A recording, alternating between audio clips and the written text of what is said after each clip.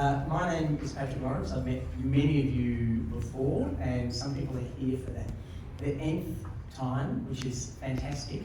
I'm the CEO of First Step, and we put on this event. Nellie Katz-Nelson, our fundraising engagement manager, and the board, we have a couple of board members here tonight, Mark and Kath, would like to welcome you all. And welcome you to the lovely Lord Summers Camping Powerhouse, where we always do these events here on Albert Park Lake, which is very nice, and we thank Tim and his lovely team at Lord Summers as well. Human rights. Well, we can hardly have timed this one better. I would like to begin by acknowledging the traditional owners of the land we're all meeting on tonight, the Yalukit clan of the Bunurong people of the Kulin Nation. I want to pay my respects to their elders, and I want to warmly welcome any Aboriginal or Torres Strait Islander people who are here tonight. At First Step, we sincerely hope that we are on the cusp of a new era in race relations and human rights in Australia, and that the generous invitation encapsulated in the Uluru Statement from the Heart is accepted, at least by a majority of Australians and a majority of states. The voice is an intuitive next step.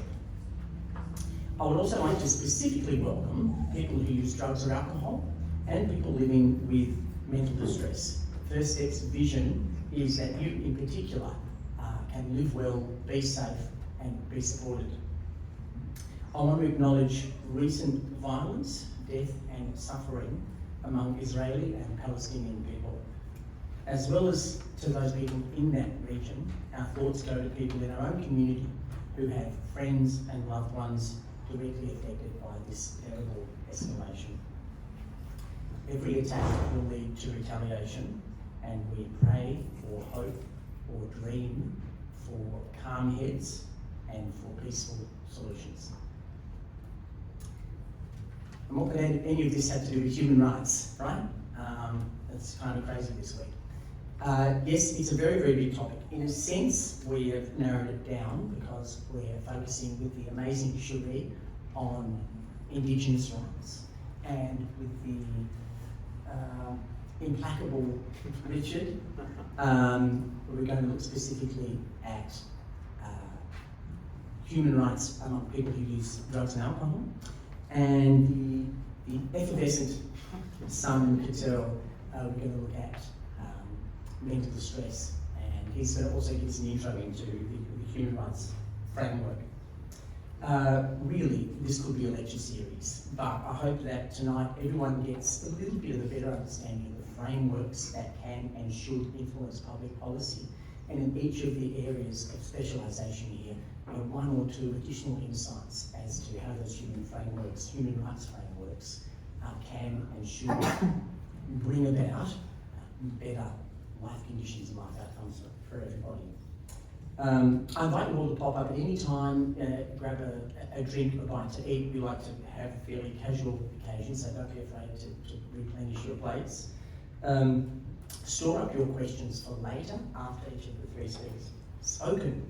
I want to welcome a good friend of First Step, Simon McKeon. As opposed to a standard introduction, Simon asked me to mention that he, along with 25 former Australians of the Year just today, were scheduled to make a big announcement. All 25 of them have come out in favour of the yes vote in the upcoming referendum, which is a fabulous thing. Simon is also the Chancellor of Monash, Vice Chancellor of Monash University. No, the Vice Chancellor does all the work. Vice Chancellor does the work. He's the Chancellor of Monash University. I should have known that. Obviously, former Australian of the Year, former First Step volunteer, and your MC tonight. So please make Simon very welcome. And I can't remember whether it was Sheree or Simon, but someone mentioned this morning, are we allowed to wear t-shirts tonight? Yeah. So I was a long way away from home, and I don't have a yes t-shirt. But in the back of the car, don't get too close to me because it hasn't been washed. But I had a WA Bombers t-shirt, which a friend of mine gave me just a couple of weeks, and I love it. It doesn't have yes on it, but stuff it. Please understand that I think it's just a lovely t-shirt. And so in solidarity without the word yes, I'm wearing it tonight. we've been brought together tonight to think about if we're using drugs, or in an emotional state or whatever, do we really have human rights? Now, I suspect that human rights, the term, is actually a mystery to many of us Victorians. I certainly spark up when I think about a major refugee crisis or a conflict zone somewhere around the world. There are always human rights issues, but here in downtown Melbourne, Victoria, where do human rights fit within the legislative mosaic of life here? Well, we have a thing here in this state called a Charter of Human Rights and Responsibilities. It's actually just a standard Victorian Act. And it sets out 20 basic rights. Sorry, mate. That's all right. Yeah, Yeah, a little bit closer. Good. I can move on. Yeah. And those rights are designed to protect our freedom, respect, equality, dignity, all good things. And in a sense, this law regulates the relationship that we as individuals have with big organisations, starting with the state government, but not confined to the state government. So various other public authorities, local governments caught up with it as well, even the police force. And the state government is simply required, plus all those other entities, is required to act consistently with these 20 stated human rights. Indeed, when Parliament here, Spring Street, passes new legislation, it's actually required to have regard for these human rights. The judiciary, in interpreting legislation in a case, has to make its decisions consistent with these human rights. So you might ask, what are they? Well, there are 20 of them. I'm not going to go through all of them, but let me just mention 2 or 3 that might start to become a little relevant in the context of addiction, mental health. The right to recognition and equality before the law. The right to humane treatment when deprived of liberty. The right to privacy and reputation. Now, as many, if not all of you will know, we have some new legislation here in the mental health area, Mental Health and Wellbeing Act 2022. And so we can ask, what are the right foundations of that Act and adherence to our Victorian Charter of Human Rights? What does it really mean? How do these rights manifest themselves in the Act? Where else and how else do governments need to address human rights in their mental health processes? Importantly, what's the real experience on the ground for people who use drugs, alcohol, people experiencing mental illness or emotional distress, and or indigenous Australians? Are human rights relevant to them? And of course, most importantly, how the heck can we do better?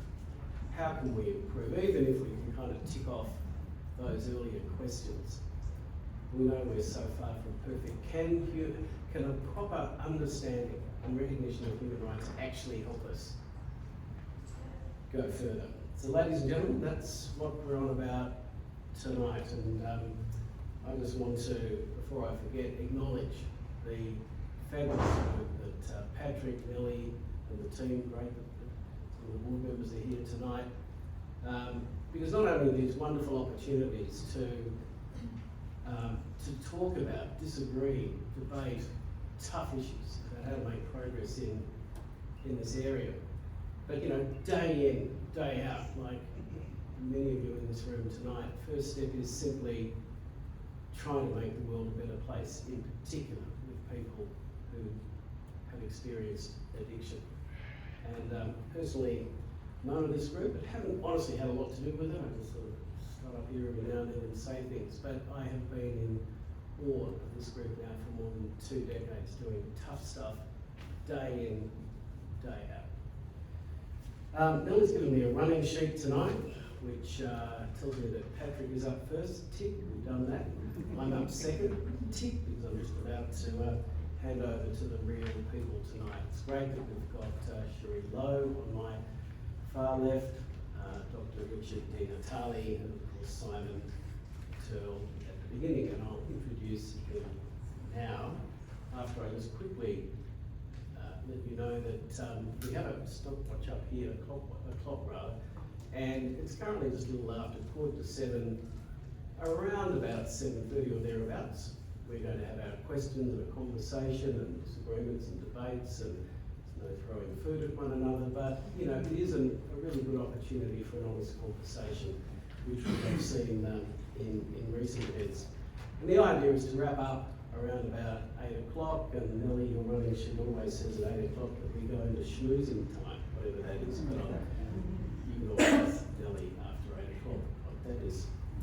So without further ado, Simon Katterl is a consultant who has lived experience of mental illness and trauma and of voluntary public community mental health service use.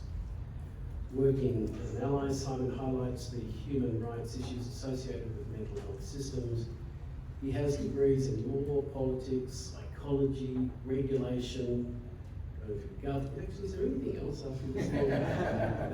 I'm in charge of it. Well, I'm really in charge of the university, but I have something to tell you. There's a lot more there. So, he has previously worked at the Victorian Mental Illness Awareness Council, Independent Mental Health Advocacy, the Mental Health Complaints Commission, the Victorian Equal Opportunity and Human Rights Commission, and consultant to the Royal Commission into Victoria's mental health system. Simon, over to you.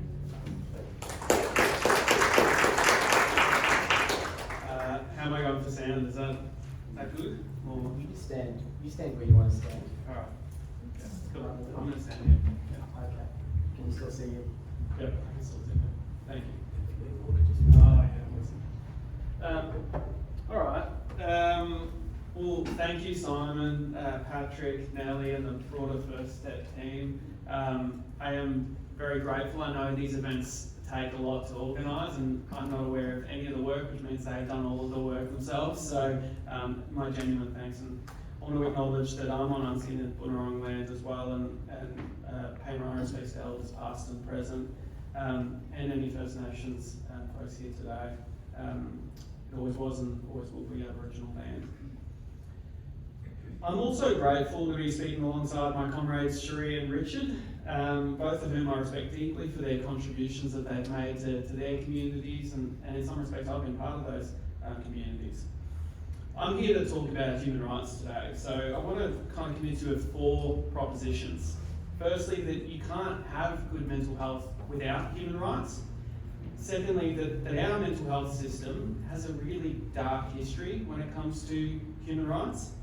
Third, that dark history is writing the script of our current mental health system, and I'll name that this is probably the heavy bit of the speech. But fourthly, and more positively, I hope, that you can change our future, our collective future, by using human rights to change the services and organisations that you work in, but also to inform the advocacy that you do to government as well. But what are human rights? And you know, it's sort of, in many respects, I'm going to talk about that, but I think Simon did a much clearer example or explanation than I'm about to. Well, I feel like the Melbourne, our experiences of coronavirus here, obviously there was a spread of coronavirus itself, but there was also a spread of self-diagnosed human rights experts as well. And that should be, in lots of respects, a really good thing. Human rights are actually a matter of concern for everyone. We all have a stake in them. But we do need to harness that energy towards, I guess, what human rights were designed for, which is to serve the people most disadvantaged by society, most harmed by the systems that we work and live in. So, in one sense, I suppose I'll talk about the meaning behind human rights in 3 different ways. So, in one sense, human rights are an ethereal kind of moral marker of good or bad. They kind of reflect the innate dignity that we have as human beings. And it's independent of who we are or what we believe. We just have them. In another sense, they're international instruments that our governments, Commonwealth governments, sign up to and pretty regularly ignore. But they're also more enforceable state-based laws like the Charter of Human Rights and Responsibilities Act that we'll probably spend a little bit of time talking about tonight. And then in yet another sense, which I'll probably spend a little bit more time unpacking today, they're thinking tools. They can inform how we conceive of problems, who are the experts in those problems, and therefore what are the solutions. So to be sure, they're imperfect tools for justice. They're arguably internally incoherent, and they experience the humiliation of being fairly regularly ignored by governments. But who amongst us isn't internally incoherent and regularly ignored by government? Am I right? Am I right? So let's not put too much on human rights. I guess the trouble we face is that the mental health system and the reform processes around it, the system was never built on human rights. That came 200 years late. Instead, our mental health system really did emerge as part of a custodial framework that was about managing the political order. In the early colonies, executive government was largely unchecked, and a good example of that was that custodial mental health system. Systems aren't really broken. You can identify what they function to do from what they do.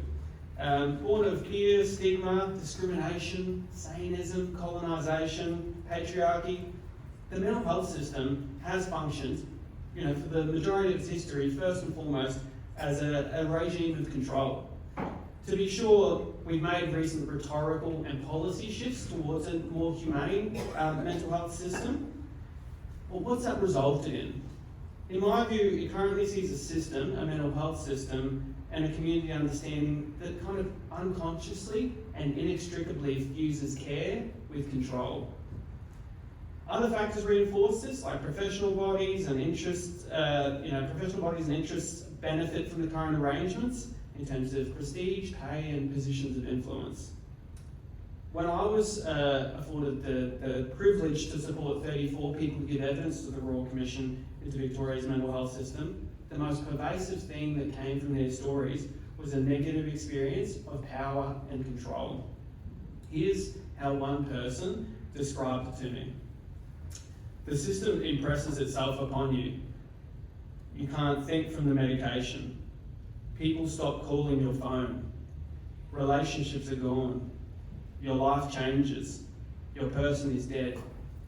But you are meant to go on pretending that everything is normal. And you never have a choice about the matter. It's an invisible and symbolic prison. Control is baked so deep into the processes of our system that we don't feel the need to justify or better reconsider those elements. Because we operate under assumptions of benevolence, like helping people, it is it's better to identify the function of the system, less from what it says and more based on what it does. Just the other day, a colleague of mine who's experienced mental health coercion through to Eden reminded me that services and government officials are so used, and she said, and I quote, are so used to breaching human rights that they just don't even see it anymore. Thousands of people are currently on compulsory treatment orders today in violation of our international human rights obligations. But even within those laws, there's minimum standards and rights. When people make complaints about those rights and violations of those rights in Victoria, the outcome is very clear. Almost so clear or transparent that you can't see it. I'll explain. Despite having $27.4 million in funding, 14,000 complaints about human rights abuses, and 9 years of operation, the Mental Health and Wellbeing Commission has never issued a single compliance to follow the law. This despite pervasive and systemic breaches of mental health laws by mental health services. The same leadership was just reappointed with minor additions to the new iteration of the Commission. That same leadership is taking me to court to appeal an order by the Office of the Victorian Information Commission that ordered they release the recommendations they make to mental health services about human rights issues. We need to be very clear that the oversight bodies in our system, they don't function to safeguard against human rights abuses, they function as a permission regime for them to continue. So it's hard to overstate the scale of the rights, the scale of rights breaches occurring, not just in the past but in the present. So there's many reasons to be concerned, but there's no time, privilege, or license to be overwhelmed. And that's because we have plenty of solutions. We're talking about human rights today, so that is what I'll focus on. You can use Victoria's human rights laws to inform your organisation, service, or those you interact with. First and foremost, we should do that through early intervention. Not early intervention with treatment, but early intervention with human rights as a thinking tool. That's exactly what Victoria's human rights laws were designed to do. It's certainly no Gettysburg Address, but I'm going to quote Section 38(1) of Victoria's Human Rights and Responsibilities Act. So it says, "It is unlawful for a public authority to act in a way that is incompatible with a human right, or in making a decision to fail to give proper consideration to a relevant human right." So in English, there's two parts. First, properly consider. Second, comply. That means you must be able to show at all times where rights are relevant that you genuinely thought about not just human rights in general, but those specific rights. We detailed some of them here. And then that you followed and complied with those human rights. I have never seen this in a mental health service, a government department, or a leader, nor do I see that they have the faintest idea of what this duty means for their service, but also the opportunity it provides. So let's talk about some of those opportunities. That means when government is setting up the frameworks and foundations for the system, they must be able to show how they considered relevant human rights. If they haven't, they may have breached it.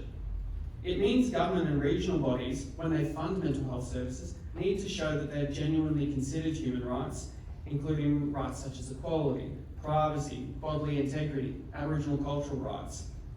When establishing bodies like the Collaborative Centre, the new local mental health and wellbeing services, statewide services, we should be able to open up the books, and I regularly do so through freedom of information, and examine the books and look at the foundational documents. We should be able to see in those foundational documents evidence at every stage that specific human rights have been forecast as being an issue and that they've made decisions to protect against that.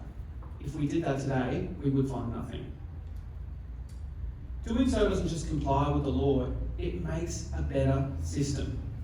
Thinking about the right to equality means that we think about the needs of trans and gender diverse folks when designing and implementing models of care. That right also means we bring front of mind that people who use drugs and other substances enjoy the same standard of mental health care and health care as people who don't. Thinking about Aboriginal cultural rights means that we make a proactive effort to reorganise mental health services around cultural safety for Aboriginal Victorians rather than just tack on training or make statements to that effect. Thinking about privacy and the right to bodily integrity forces us to think about how we can eliminate coercion from our mental health services. You'll see a resource there. It's designed to take you to a bigger resource, and it was designed for the Victorian Government, and it was released with their consent. If you want a call to action from me, it's to go look at that document and to think about what it means for your service or organisation and whether it aids you in your advocacy to government. You don't need to be a human rights expert to go on this journey, but you do need to be led by and walk alongside people with lived experience. In particular, people who, unlike me, have experienced human rights abuses when they are experiencing distress. If you're not willing to go on that journey, you should ask yourself critical questions why and what that means for you. There's a better mental health system available to us. We do just need the collective will to walk towards it. I still believe that's possible, and I hope you do too.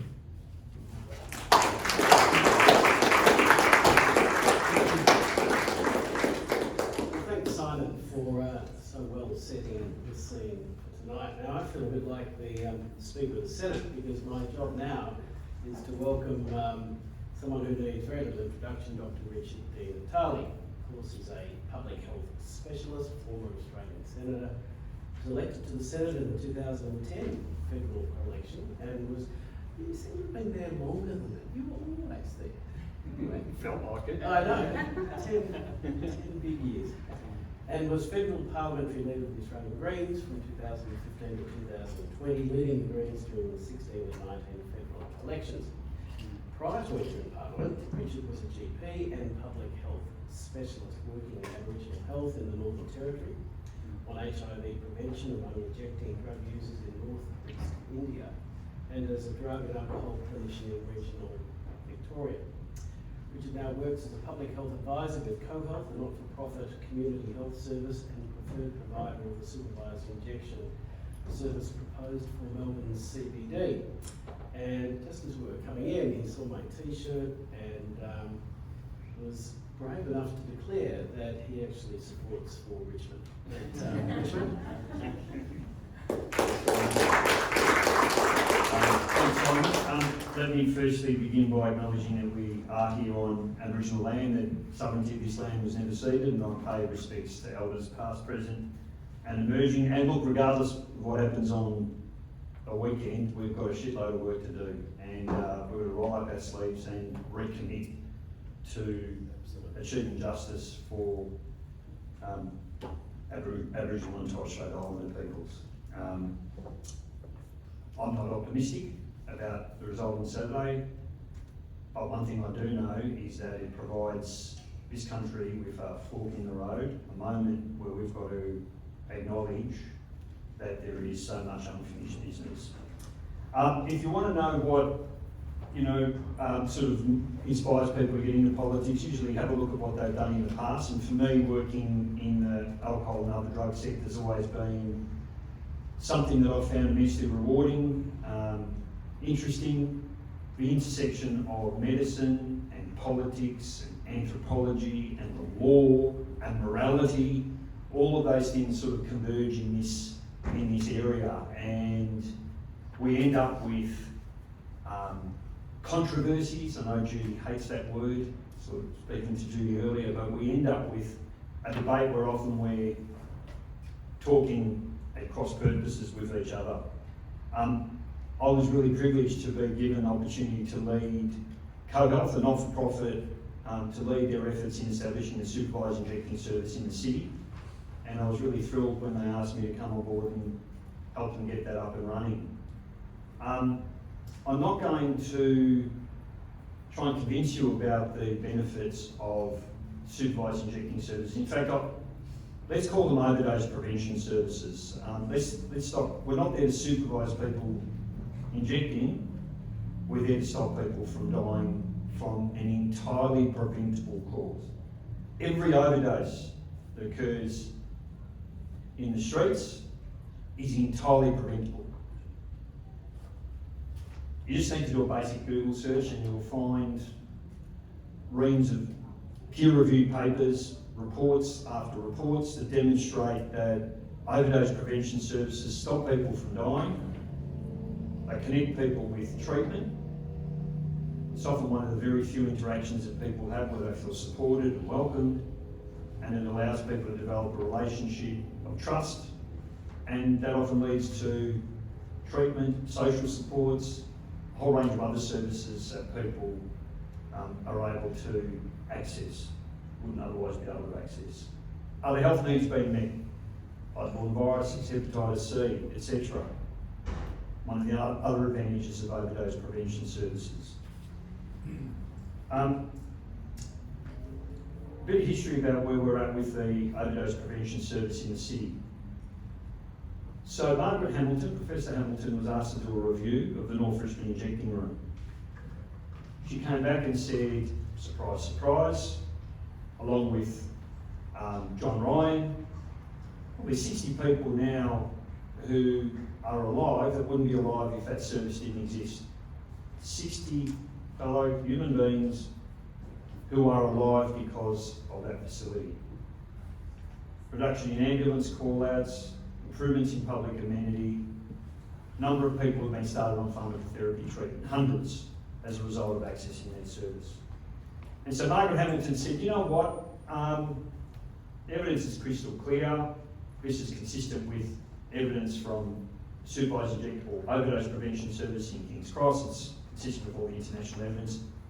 What you need to do is you need to have more of them. And you should start with one in the city because that's an area where we're seeing a significant number of people overdosing. Highest number of overdoses in the state.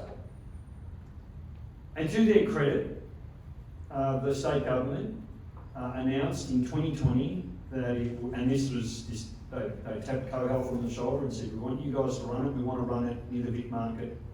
Got a site there, we think it's a good site, and we're going to get it up and running this year. Not surprisingly, there was some pushback from the local community. Many of the traders weren't happy, some issues with the building, wasn't a great deal of homework that was done into the actual site. And so there was a revision of that decision, and they looked at another site, 244 Flinders Street. So 244 Flinders Street's the Roller building. Government spent 40 to 50 million bucks on buying that building. And we felt Ken Lay was engaged to do a report into supervised injecting service or overdose prevention service in the city. And we felt we were very close to getting an announcement there. And surprise, surprise, there was some pushback again, this time from the traders, largely the Grave Street traders weren't happy with it. And so that was put on ice. Some time back, we began discussions with the Salvation Army. Salvation Army run a service at 69 Burke Street, provide meals for people, large number of people who access that service, so people who are already injecting drugs. So again, we felt reasonably optimistic that we might get somewhere with that facility. Unfortunately, it's now been over 3 years since that decision's been made, and we are no closer to an announcement about a new facility. We've got a new premier, that means a lot more uncertainty, and so at this stage, we're not sure whether that facility is going to go ahead. Since that announcement was made, another 40 people have lost their lives in the city. That's a conservative estimate. That's 40 people who would be alive today if we'd opened that service in 2020 when that announcement was made. Countless more overdoses, brain injuries, over 1,000 ambulance call-outs over that period of time, number of presentations to emergency departments, the list goes on and on and on. I want you to imagine that a pharmaceutical company decided to put some effort into a disease called stigmatitis. And they developed a pill that would save nearly 2,000 people who die from drug-related causes each year in Australia. The pill would also stop a whole lot of people being brain injured as a result of overdoses. That pill would connect people with the healthcare system and would allow them to have a whole range of other issues dealt with. Would it be funded? Of course it would. Of course it would. It'd be funded and be welcomed, and governments would be standing, shouting from the rooftops as to how they funded, as to the reasons they funded that intervention. So the WHO say that access to healthcare is a human right, and they say that that imposes legal obligations on the state. The WHO also say that that right to health has to be enjoyed regardless of race, age, ethnicity, or any other factor. I think any other factor here is interesting, isn't it? Because the only reason that we don't have an overdose prevention service in the CBD, in fact, we should have a network of overdose prevention services. We should have treatments like hydromorphone available to people.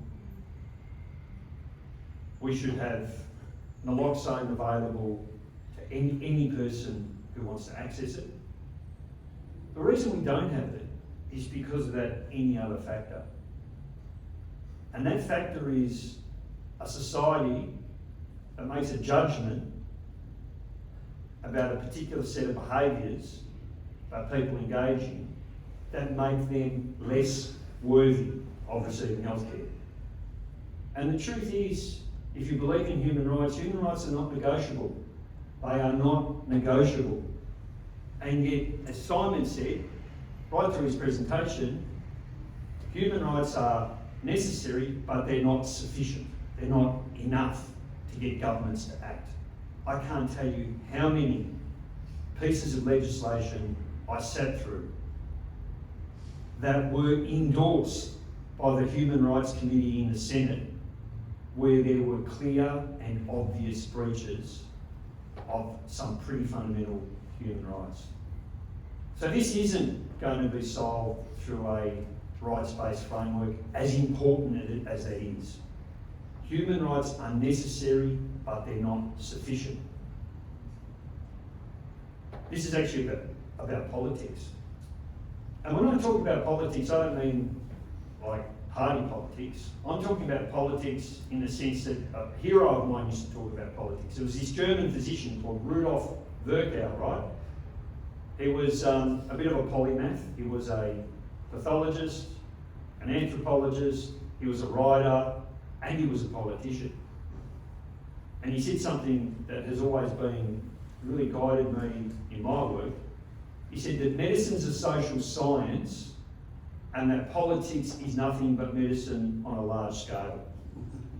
And that's what those of us who are clinicians, those of us who are healthcare providers, have to understand that part of our job is to engage in big P politics. And that's why I was so pleased when the AMA, the Royal Australian College of Physicians, the Royal Australian College of General Practice, only a few weeks ago came out with us together in one voice and said, it's about time you bloody do this. 3 years is far too long, and we need this, and we need it yesterday. Thanks. Great.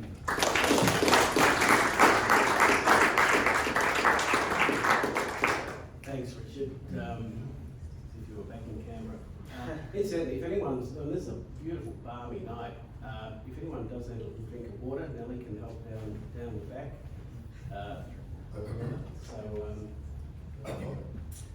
Now finally, before I'm going to pass to you the microphone for questions, start thinking. We have Sheree. Sheree Lowe is a descendant of the Chat, Wurrung and Gunditjmara people living on Wellbeing country in regional Victoria. And I've got to say this, Sheree, I didn't really mean to say it, but my wife's been housebound for the last 6 or 7 months with some long COVID-related heart stuff, and she's just started to feel better the last 2 or 3 weeks.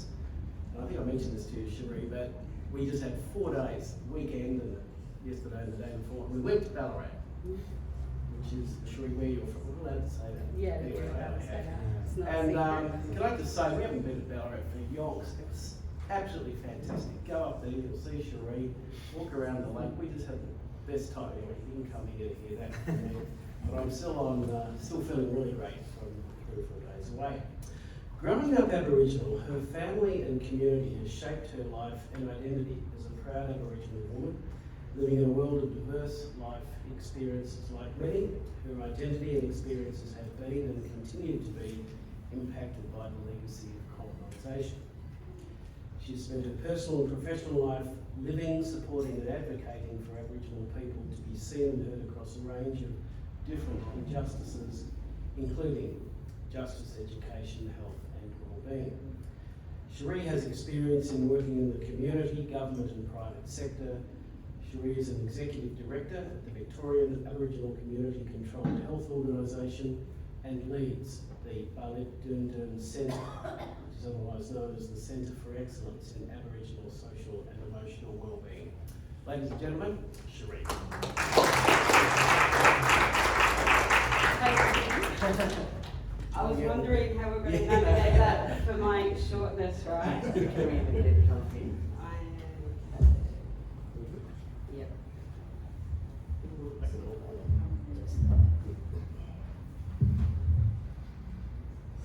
Cool. How's everyone going? I'm a bit hot. It's a bit hot. But thanks for the introduction, Simon, and thanks everyone for having me. My name is Sheree Lowe. I am a Chaperone Goodidge woman, so ties to the southwest of Victoria. So beautiful country. I am a bit biased, but if you think about Warrnambool, 12 Apostles moving inward country to Garryward or the Grampians, that's kind of where my songlines, storylines and connections lie. But like many people, my dad's Aboriginal and my mum is non-Aboriginal. My dad grew up at Framingham Mission, which is 15 k's out of Warrnambool, and my mum grew up in Warrnambool. As young love, and probably a little bit frowned upon in the early 70s, they made their way to Ballarat and raised a family of 3 children, and settled life for themselves there. So although my cultural connections are down in the southwest, so that's born and raised and Ballarat's kind of a little bit of my de facto home, and I really love that, and a lot of my work in advocacy sits in that. I was a little bit perplexed and a little bit, where do I start in this conversation, and how big do I want to go, or how specific, and when we think about the question or the theme of tonight, if you are using drugs or in emotional crisis, do you really have human rights? It got me start to think about what was a life be like if human rights weren't so fundamental to your existence, and in everything that you do, not knowingly as a young person, but very knowingly as an older person and working in the space. But every single decision, every single aspect of the life and the path that I've walked all ties back to human rights and the importance of human rights. But it also got me thinking about, and it's kind of fitting, isn't it, in the week leading into the referendum, the bigger question of where do First Nations people's rights sit in this country? And we've probably seen over the last couple of weeks a whole range of conversations around differing views about what that looks like. And I also kind of think around, there's layers and dimensions to rights, right? It's one thing to have rights, it's one thing to know that you have rights, and then there's a third part to be able to uphold those rights or be able to exert your rights. And I think for me, one of the things I didn't want to do today was around giving people a history lesson of the rights of Indigenous people. But there is a part that's really important to the process, and it kind of links and weaves into my story. So I'm not a practitioner by trade, and my experiences and my leadership in the work that I do over at Voucher, and I've been there for about 2.5 years, is about driving change in that social and emotional wellbeing space. One, for people to understand that a little bit more broadly about what does that mean as a framework or a model of care, but also around working with my non-Aboriginal colleagues, organisations, stakeholders and partners to be able to understand and kind of create this pathway of disparity and disadvantage that we see within Aboriginal communities. And so I think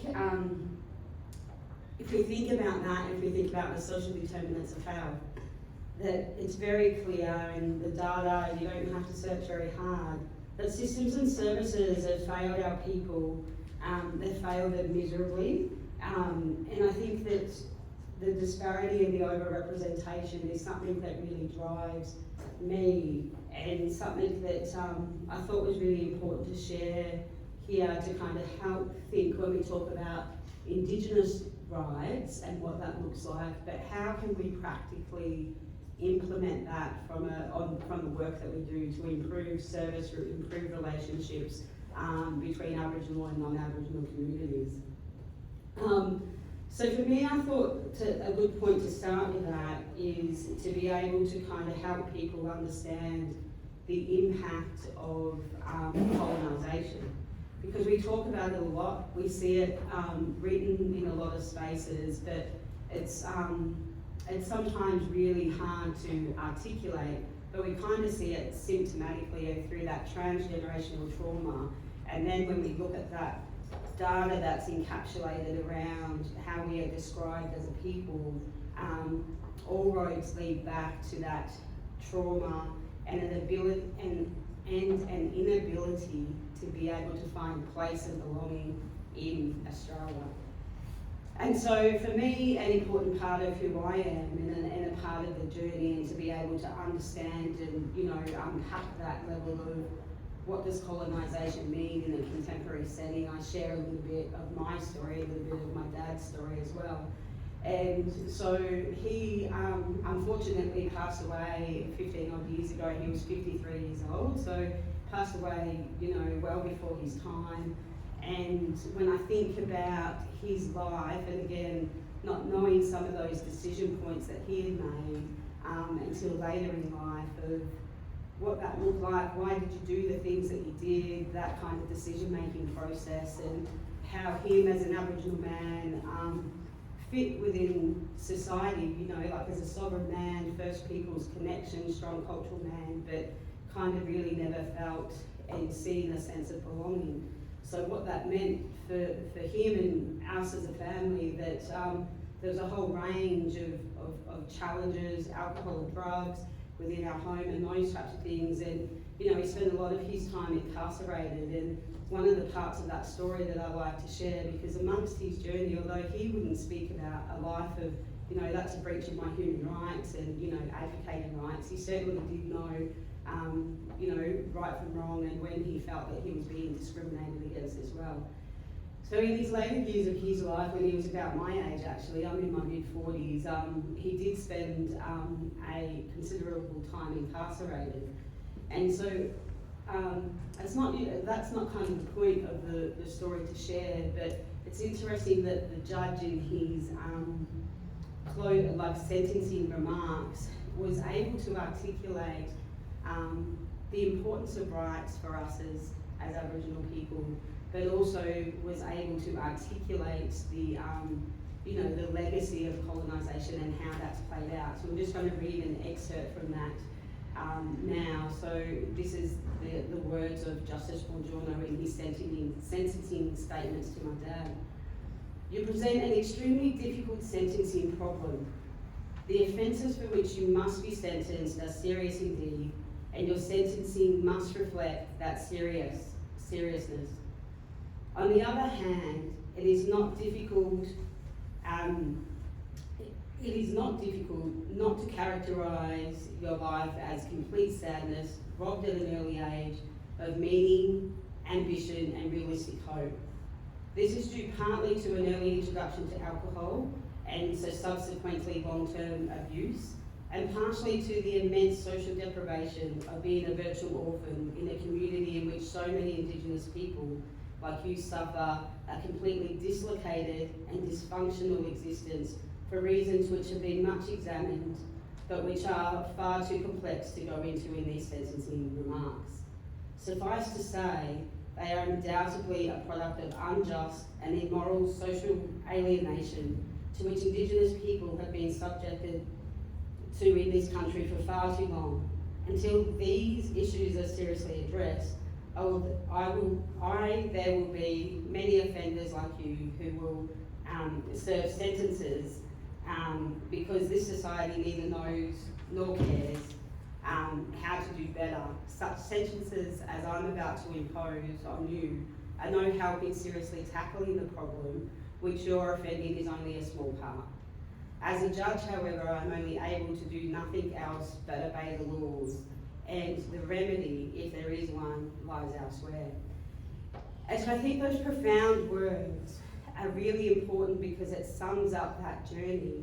But it also, for me, back then, when this was over 20 years ago, we probably couldn't literally have this conversation today, and I think that's a part of the problem. But that remedy, if there is one, lies elsewhere, was a real call to action. I was about 23 at the time, and it was, well, where is the solution for us? Where and what does that look like? And what do we need to do, not only as Aboriginal people, but as society, to be able to bring that together and to be able to address what is the remedy and what that looks like. Because to me, that's kind of where our struggle is around human rights, is these, and it's been spoken about by both the speakers before me, is that the power of rights is really important. But for me, in my experiences as an Aboriginal woman, I only kind of live in the space of the outcome of when human rights aren't adhered to.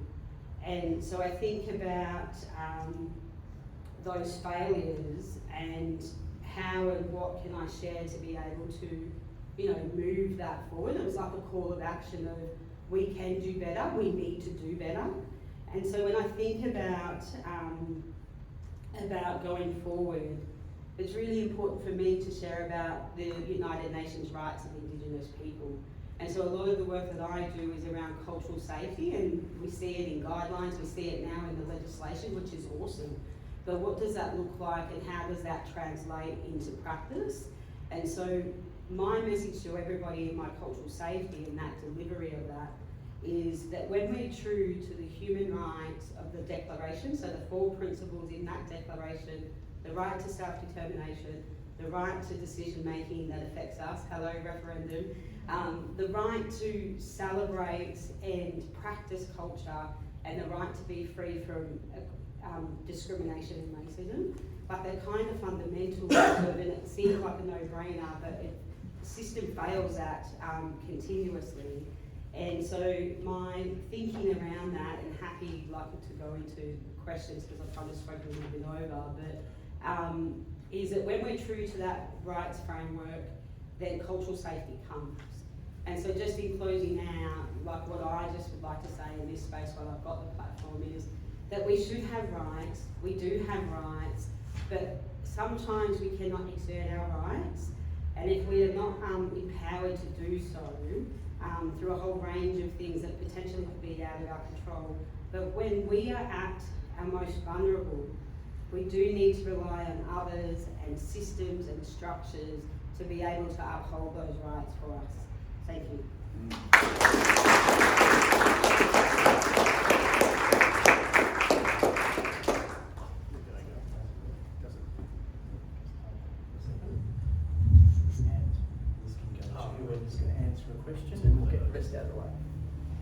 Now, ladies and gentlemen, a truly remarkable thing has happened. I hope you're listening, Millie. I noticed. Isn't that amazing? That's never happened before. Do you know what I'm talking about? It's 7:30. I'm normally sitting here about this time thinking, gosh, I'm halfway through the second speaker. What an incredibly professional group. To the minute, all three of us. And of course, what that means is now it's our time, your time. And you can throw anything at them you wish. But where are we? It's kind of David and Goliath, isn't it? The community is full of all sorts of Davids with our issues. And I guess in terms of leadership and governance and government, we've evolved a massive machine, which I will say this tries to do its best, but as we're hearing, fails miserably, particularly at that personal level. Perhaps it's always going to be that to a certain extent, but the question is, how can it be improved? How can it be improved? So, I pass to, I feel like being an auctioneer, but I pass to you at this point, and Rod's going to kick off. Thank you, Simon. Thanks, panel. Thanks, everyone. It was quite extraordinary to hear from you all, and the breadth of topics was. But here's my question. Very late in life, I learned that the only way to solve a problem is, in fact, to understand the problem, to get to the problem. And in business, we call it root cause analysis. And we go through a process to understand the real problem. And we've heard about Indigenous disadvantage, and we've heard about drug users being unable to get, for God's sake, in this day and age, a safe injecting room, please. How backward are we? So my question is, what is the problem and how do we solve it? And if you want my 2 blocks worth, I think bureaucracy is another name for mistrust. Over to you. there are lots of ways to answer. I've just been given the microphone, so that's like a hospital handball, that one. There are so many different ways to answer that, and I'm gonna come at it from a few different angles. One is, it's really easy to look at government over there and say the problems with government, but you know, there is an adage that you get the governments you deserve, and so I can talk to you about all the things that we need to do around government, but there's actually a question around engagement in our political system and engaging in issues like this. And as a society, unless we're prepared to engage deeply in some of these issues, and while we make choices, you know, to watch The Bachelor as opposed to what we're going to do around how we approach a problem like people dying in our streets. And by the way, if I don't get the chance to say this, it's a slight tangent, but I'm saying this to anyone who will listen. If you look at what's going on in North America right now with synthetic opioids, it's a sign of things to come in Australia. We don't have them here yet. We've had one shipment that's been intercepted. That had over 5 million lethal doses in it, but it got intercepted. Usually when a shipment's intercepted, that's a sign of what's going on within the community, but this is one of those rare examples where actually it was the first one, it was intercepted and it's not arrived yet. But when it does happen, we're going to be talking, we're going to have a different conversation because people are going to be dropping dead in the streets. So, coming back to your point, you know, it's on us as well, all right? We as a society need to have those tough conversations, and we've all got to be having conversations with our neighbours and our friends and so on. So I think that's really important. You know, that's the business of engaging in, I think I said big P, little P politics. That's the business, and we've all got a stake in it, right? And while we keep having this idea that we elect politicians to do stuff over there, then we'll continue to have, you know, the myriad of problems that we've got at the moment. I think part of the problem is we've got a media in this country that, particularly the corrosive influence of the Murdoch media, and I'll give you an example. So the Herald Sun have been relentless in their campaign against North Richmond's facility. One of their most egregious examples, they did this big write-up on crime in North Richmond. Now, surprise, surprise, there's crime in North Richmond. Isn't that a surprise that there's a community where there's crime? So they did this big write-up, 2 pages, big photos, and the last quote at the bottom of the story was from Victorian. Crime in North Richmond's at a 5-year low, right? So the big beat up, scaring people senseless. The real facts, the last line in the story. Since the injecting room was put there, crime's plummeted, 5-year low. So we've got a media problem. We've got a political problem. The nature of our politics has become increasingly professionalised. People don't come from the community. It's a political class. You see most of people who are in there have spent their life in politics. They've worked as media officers or, you know, press officers, policy advisors, you know, get out of uni, no professional, their whole trajectory is politics, and they see the world through the prism of this is a political problem we need to solve. Not this is a social problem, this is a capital P party political problem that we need to solve. So there's 3 institutions that we need to do something about. The media, a political system, and the sort of society we live in. And until we address all those 3 problems, we're going to keep getting, you know, we're going to keep facing the same dilemmas. Look, I was there for 10 years, I couldn't work it out, so I'm the wrong person to ask, right? I left after 10 years, and but that's how I see it. Simon, I just think, it kind of goes back to that question by Justice Forgiano, right? Where does the remedy lie? And I think that we've seen some promising kind of intakes to that of being able to bring lived experience to the centre of this reform. But what does that truly look like? So I've been in a number of different settings where people with lived and living experience have raised their hand and said, hey, I don't feel comfortable in here. Power control kind of space in here is really unbalanced. And everybody pauses for a minute and recognises the point, but we just continue to keep going on. Like, same. So we've got some real fundamentals of being able to really shift and come to the core, and not to kind of bang on too much about us as a nation, but we still grapple with a whole lot of things, like particularly from First Nations perspective, that us as our history, instead of kind of hiding and trying to navigate away from that, like, we don't know where we're going until we know where we've been, and we don't fully know where we've been, like some of us do, and until we create a shared history. And that kind of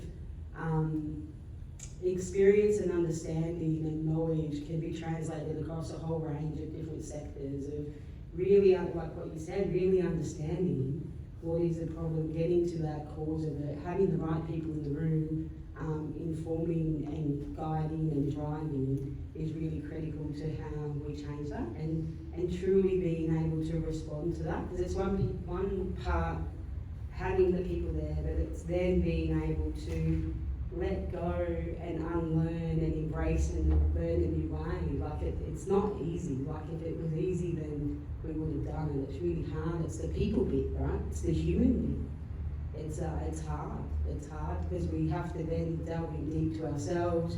We have to then think about and challenge things that we thought were right that may not have been right. And that whole, whether it's racism, whether it's stigmatisation, whether it's like those aspects within our community are really holding us back.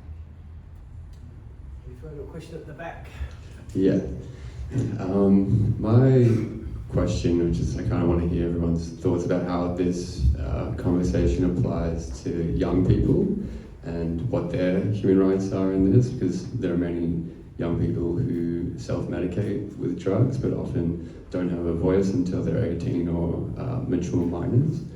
And any intentions, to have the freedom of information at schools and deliver drug literacy to young people and stop, the problem at the developmental beginning, I guess.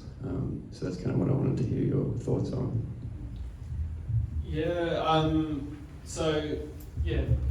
Essentially, what are some of the human rights of young people in this space, if I've understood correctly, the human rights of young people in this space, and what can we do to address some of that? I mean, I suppose the first thing to know is obviously this is just Victoria's charter, and I bang on about that a lot because it's a more enforceable one. But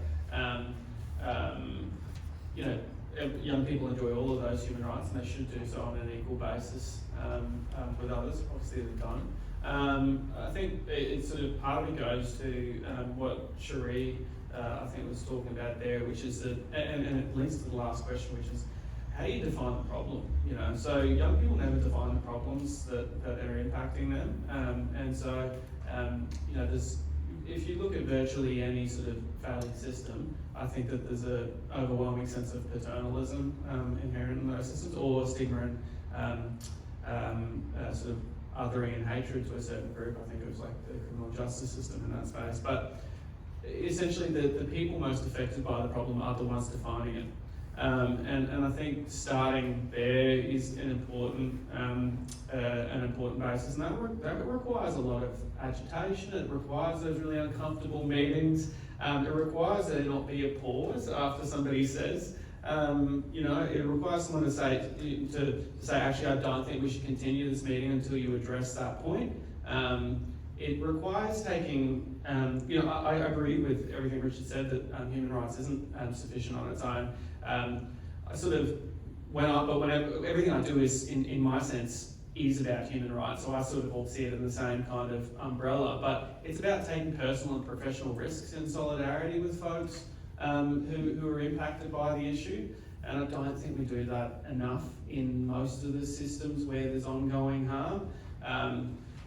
So I think there's a lot more we could say at a systemic and structural level, but I suppose at a personal level and micro level, that is the system. We have to talk about the system that is out there, but we are the system, and if we can't identify our role in the problem, then we can't be part of the solution. And so I think that's I suppose my personal sort of reflection on it.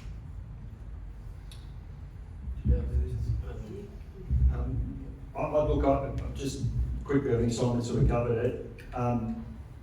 As a young person, you should have the right to go and enjoy a show and not have a dog come up and, that resulting in a strip search from a policeman or policewoman.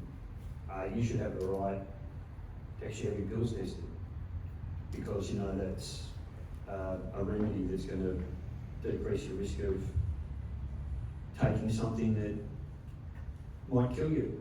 And we know that when people are given information, I think you touched on this, wouldn't it be nice to have a conversation with young people that's actually rooted in reality, that understands that young people and people have used psychotropic substances from the moment we came down from the trees, and there are all sorts of different, examples right through different societies of substances that people use. So there's something that's part of us where we do that. So why don't we have a conversation that's actually rooted in reality, that accepts that reality, and that understands that there's a conversation around risks and safety and support. And instead what we've done is we've created a system where to speak up and come forward, particularly as a young person, requires you to admit A, to doing something illegal, B, where that illegal activity can impact on your future job prospects or future life prospects. It's no wonder that we have, a culture where this is driven underground, and where politicians continue to use fear instead of, I think, compassion and kindness and love, not words you often hear when we talk politics, really. Johnny, we've just got a question at the back and then Oh, hi. My name's Alara. Thank you all for your talk today.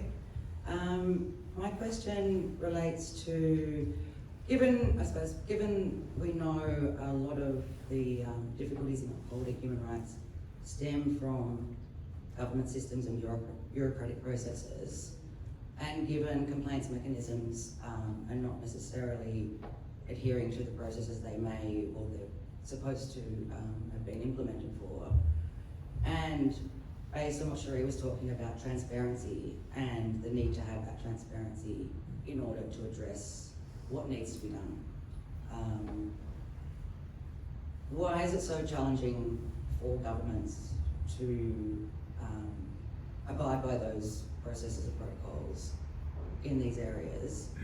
And given, as you were saying, Richard, before, about the cost benefits to providing things such as, say, rejected rooms, appropriate services, the number of emergency calls that saves, the number of lives that saves, why isn't the government on board? Oh yeah, I can just say that from my perspective, that it is a really good question, and sometimes it's a real hard yuckers of advocacy and relationships of being able to work together to kind of really unpack that and what that looks like. Why governments are on board, if we figured that out, it's kind of, it's the magic question in some ways, but it all kind of stems back to resources and those types of things. But I think we need to kind of step away from that types of models. In my experience around exerting our rights, there's been some critical decisions made in this country in the lifetime of people in this room, not necessarily all for me. So if we think about the 67 referendum, where we made a decision that Aboriginal people could be classed as people, and classed in the census, like there's these things that you think are no-brainers, but they're a big deal, right?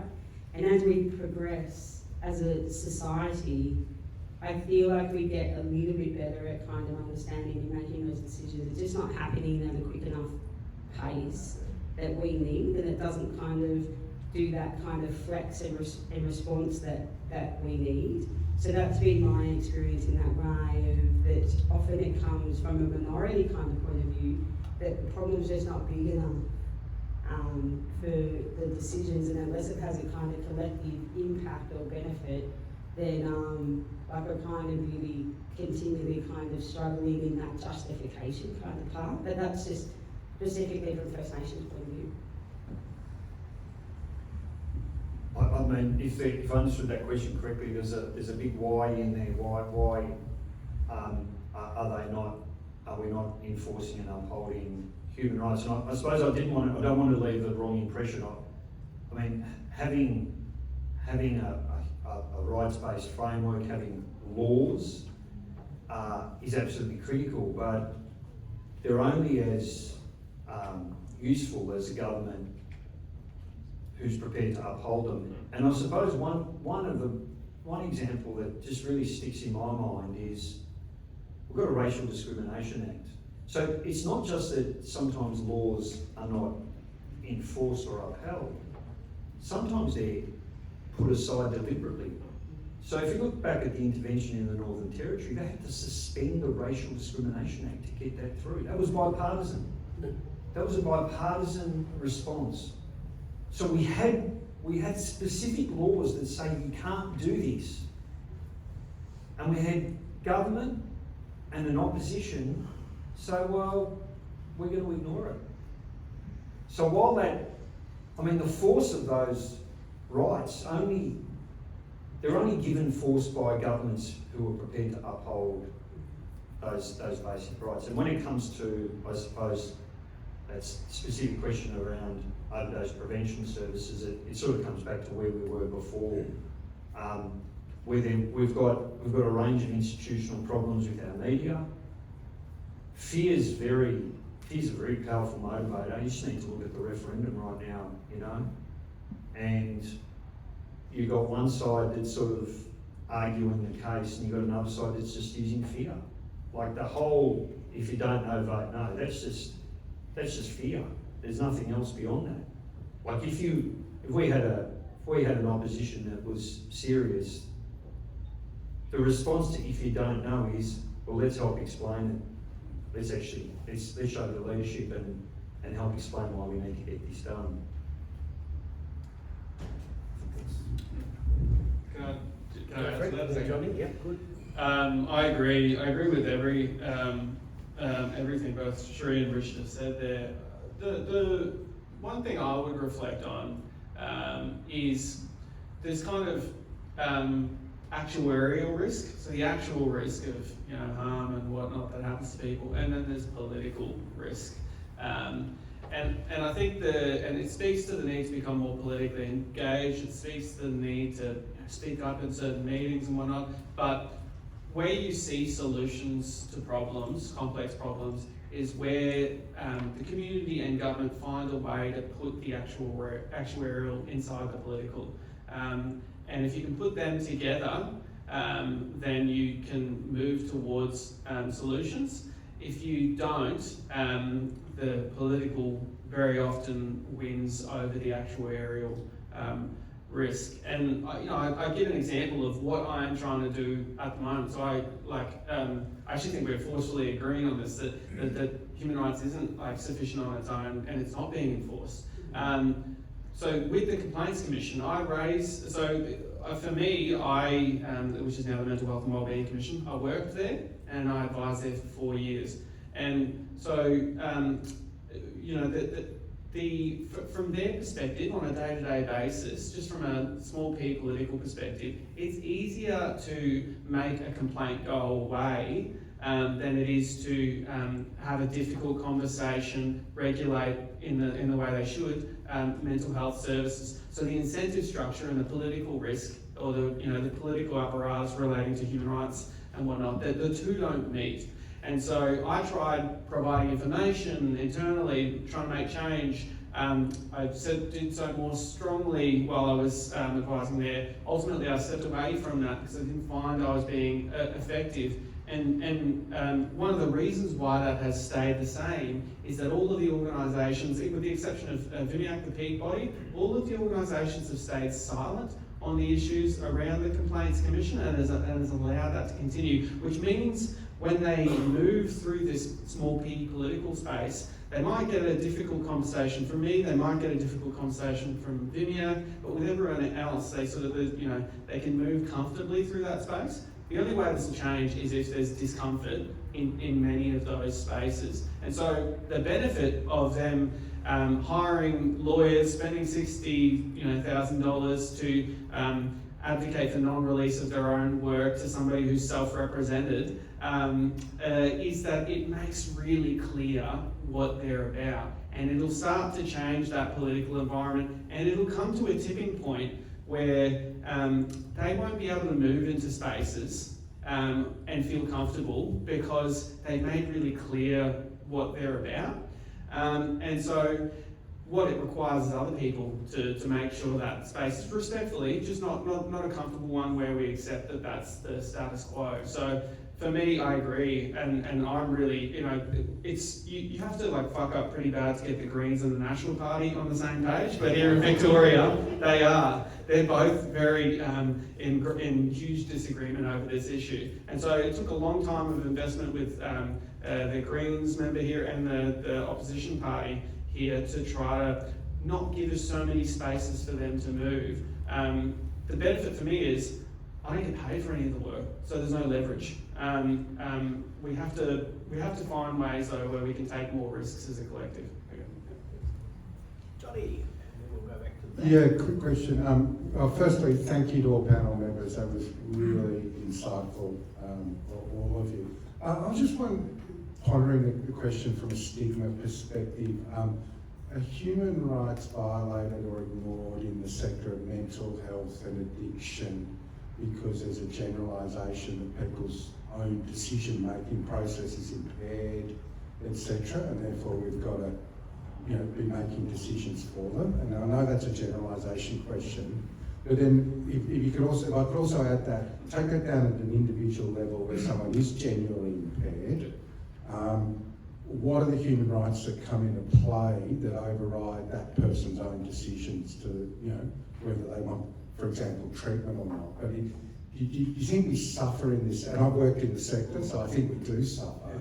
That who's drawing the lines between someone's right to make their own decisions and have decisions made for them, and more generally, some of these more general human rights that you've all collectively talked about, are they not focused on because it's sort of viewed we're dealing with someone whose decision making is generally impaired or something?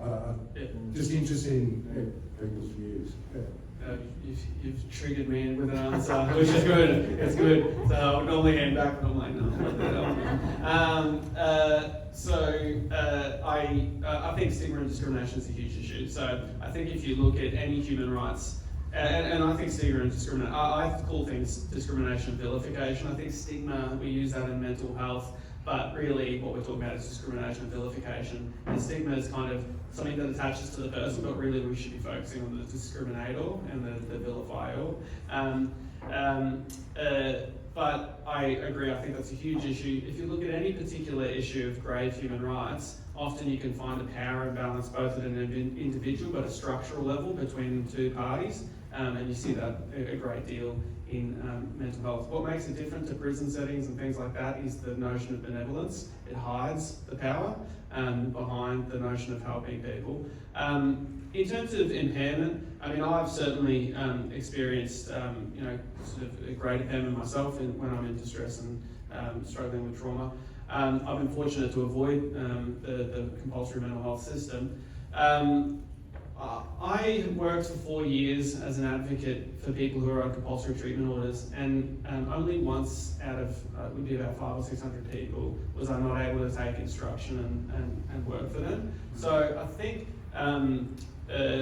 you know, without going into too much detail, there's supported decision-making concepts that emerge from the disability community who really rejected the notion of paternalism. And so I think we, you know, need to radically move in that direction.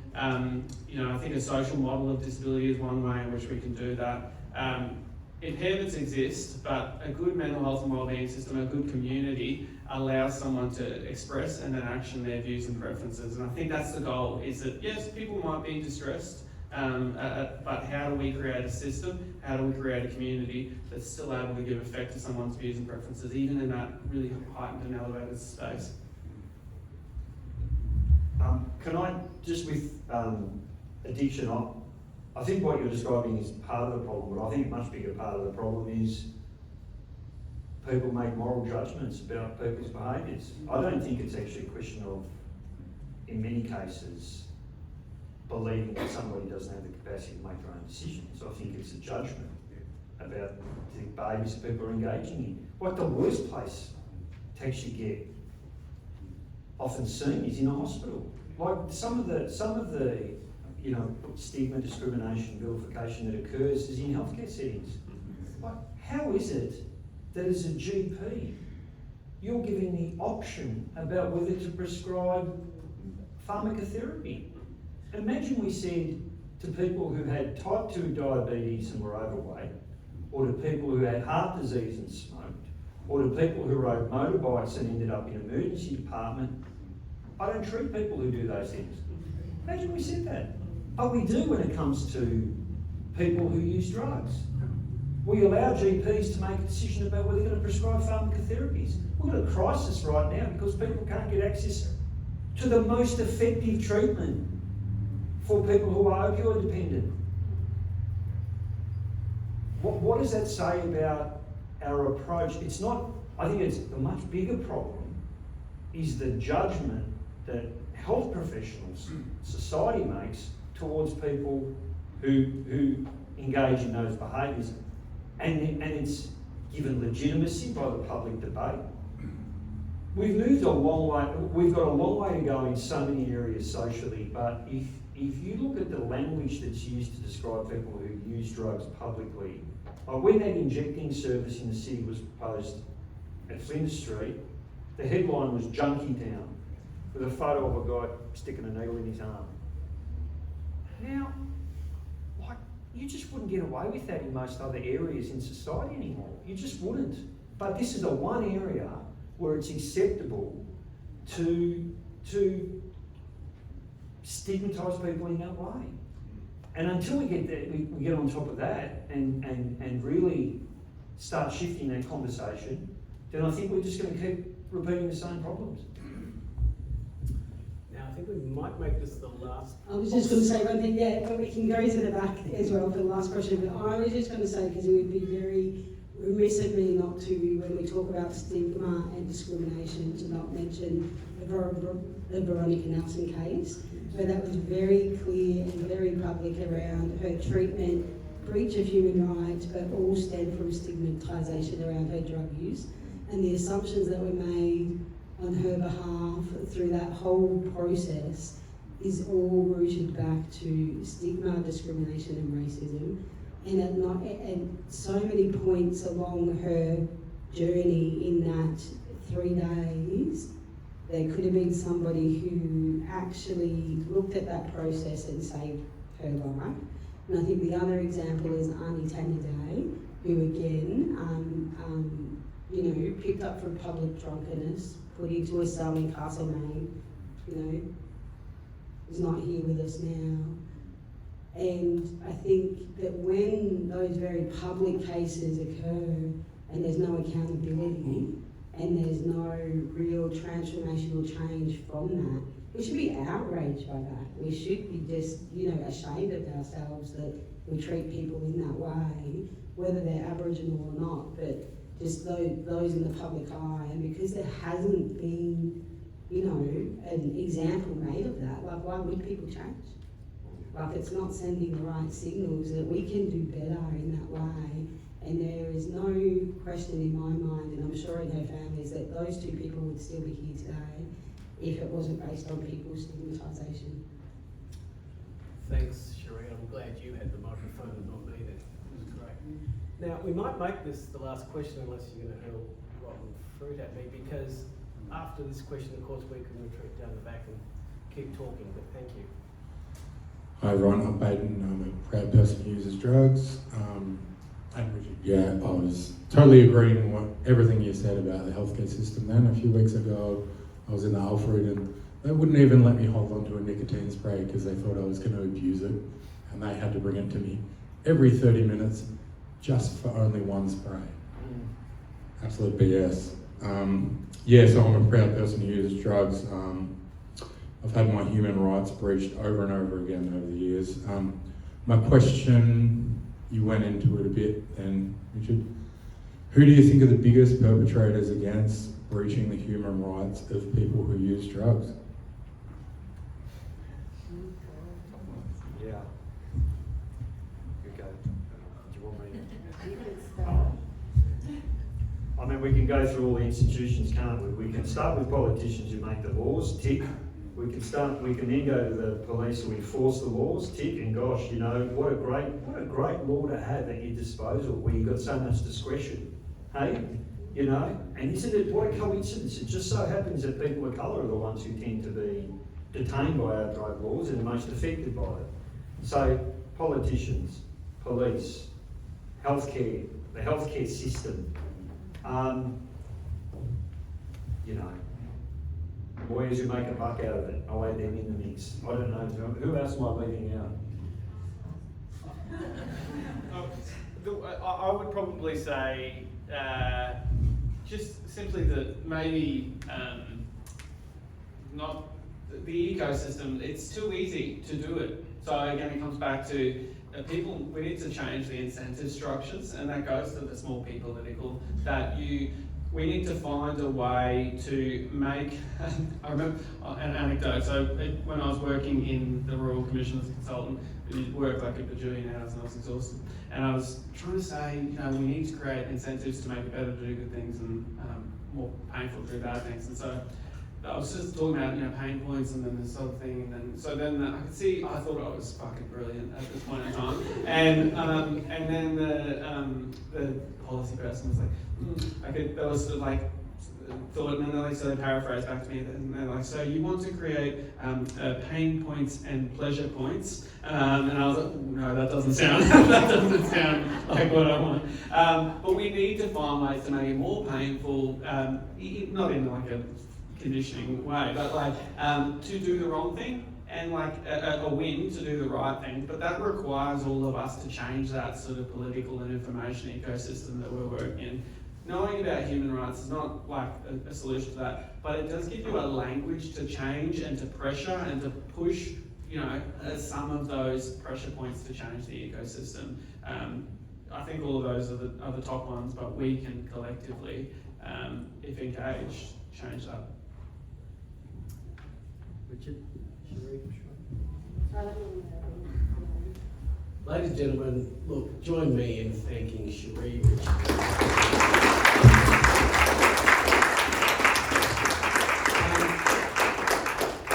as I said an hour or so ago, we got to the spot where I'm just supposed to wrap it up and encourage you to schmooze, whatever that means. But what I do want to do, Patrick, could you just come up for a minute or two? Because, you know, behind me all night has been a fellow that actually looks like my old dentist, actually. Employee.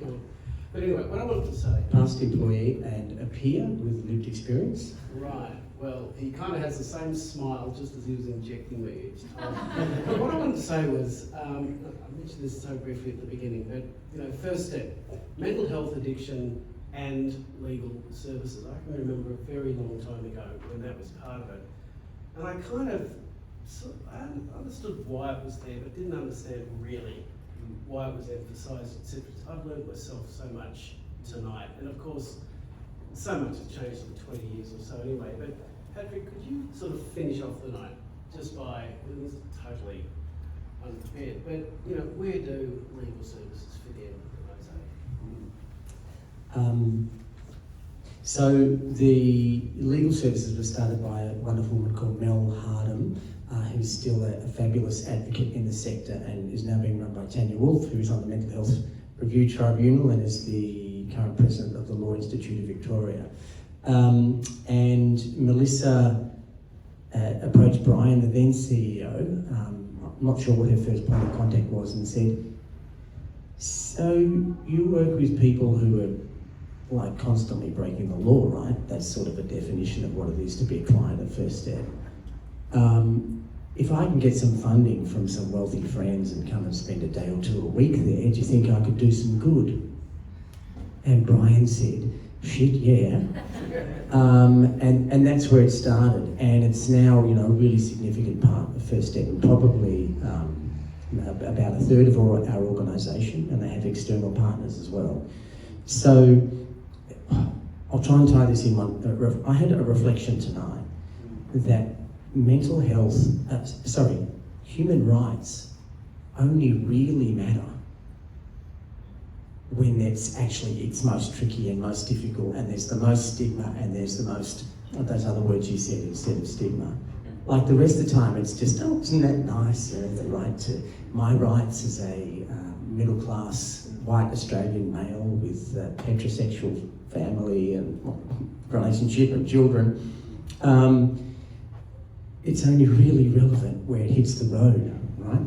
And the wonderful Reuben Hurricane Carter, who was falsely incarcerated for 20 years, extraordinary inspiration, got a legal degree while incarcerated, fought his way out of that with considerable help, and he said that the law is the only thing that really separates us from, I can't remember his word, but like barbarism or chaos or whatever. So it's wildly imperfect, but at First Step, it is a mechanism where we can try to achieve what we call therapeutic jurisprudence, which is when it's explained to the magistrate what's going on in this person's life. They demonstrate that they are seeking help and they're seeing a First Step GP and they're doing all these different things. You get a professional medical opinion about that person's progress, and the magistrates want to help. They don't want to keep sending people away for drug use. In the main, the magistrates love it when we get up there, and we almost never get custodial sentences. They're guilty, a lot of guilty verdicts, a lot of pleading guilty and saying, you know, this is all changing. So, because using illicit drugs is illegal, it's in the name, we have to invest in legal interventions. And I think through that framework, it also helps us better understand issues of human rights and the fact that we need to tackle all the work that we do from a whole lot of different angles. These issues exist because there are stressors, yeah? Legal stressors, societal stressors, racial prejudice stressors. And the more that we can help people with all those stressors from as many directions as possible, the more likely we are to have a better world.